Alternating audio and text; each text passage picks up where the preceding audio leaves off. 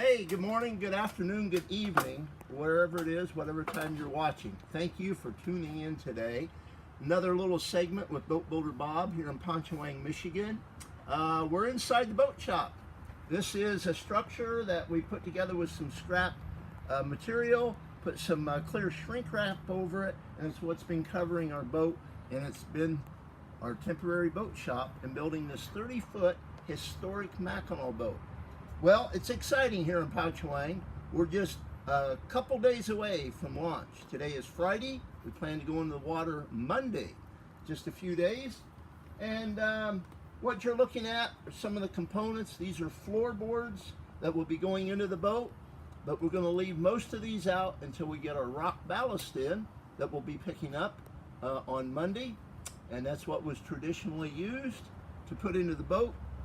Rock ballast. What's ballast? Why are you using rocks? A lot of questions. Well, ballast helps to hold a boat down into the water, so it keeps it from being so much like a bobber. You see a bobber floating on the water, it just kind of bounces around.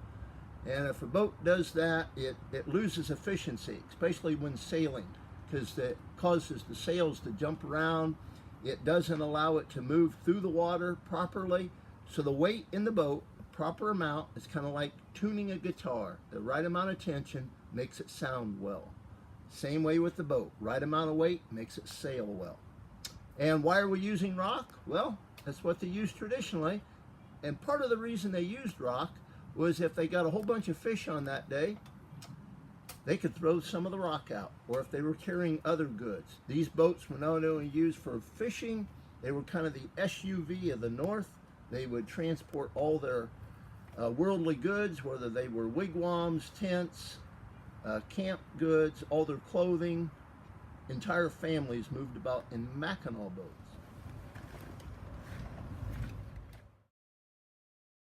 We're inside the Mackinac boat. You can see, hey, there's nothing to walk on. Well, the floorboards I just showed you will be going in, as I described, after we get the rock ballast in, so we don't ding them up. And this really gives you a glimpse into the guts or the backbone of this vessel. You can see a whole lot of stuff going on. There's thousands of rivets, screws, etc. We've got floorboards, floor framing. We've got ribs. These are white oak. You got the lap strake going on. It's really very picturesque. We got fore and aft seating. This will be very comfortable. Folks will be able to come aboard and sit, maybe prop their feet up on the centerboard trunk, which it'll have a nice varnished cap on, and relax and go for a beautiful sail. Very safe, very comfortable. And anyway, we're going to talk to you a little bit about some of the things going on inside the boat. This is one open cockpit. Typically in the historic Mackinac boats, most of these were used to fish in, transport, as I mentioned, that they were the SUVs, a very multiple use.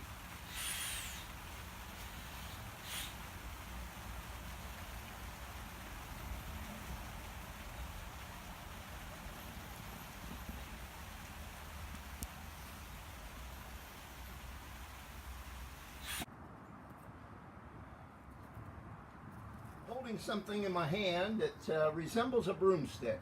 By golly, it is a broomstick. Oh, and what's this? Looks like a chisel.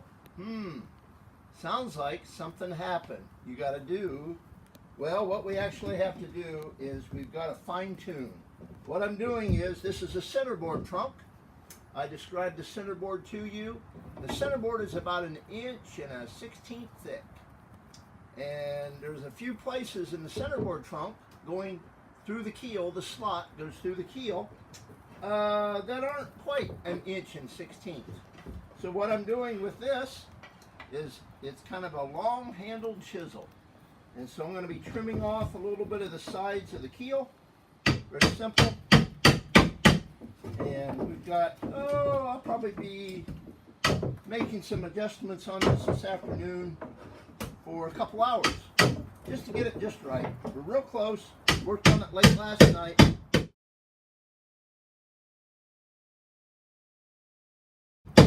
So we're just about done with that. And that's some of the fine tuning. This is the centerboard trunk.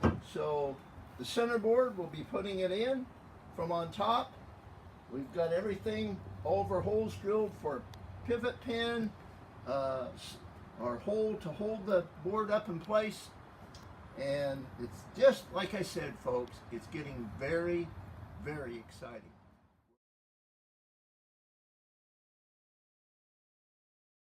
And they would have a lot of times thwarts. A thwart is a seat that goes beam to beam, and it's a structural member as well as you can sit on it, stand on it, and row from it and when the wind dropped. But we're doing longitudinal seating, bench seating. It'll be much more comfortable, and we've had to do some engineering to make that a reality. Anyway, some of the things going on here you haven't seen yet.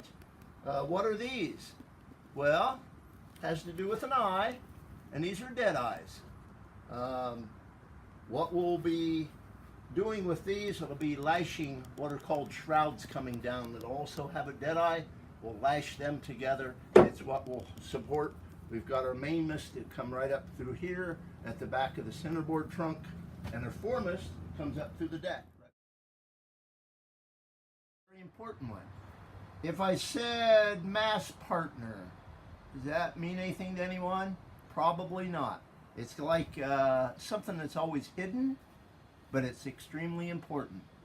A mast partner is something that fastens to the keel, and if you look close, there's a block of wood right down here in the bilge, right here.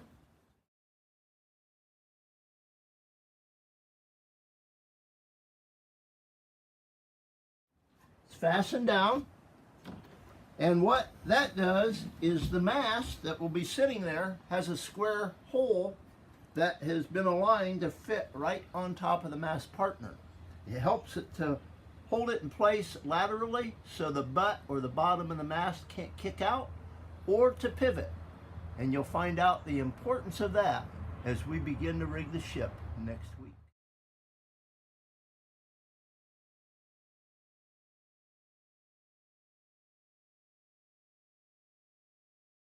Find out how you can earn a boarding pass absolutely free by tuning in. So please tune in for details. See you again soon. Thanks again. This is Boat Builder Bob.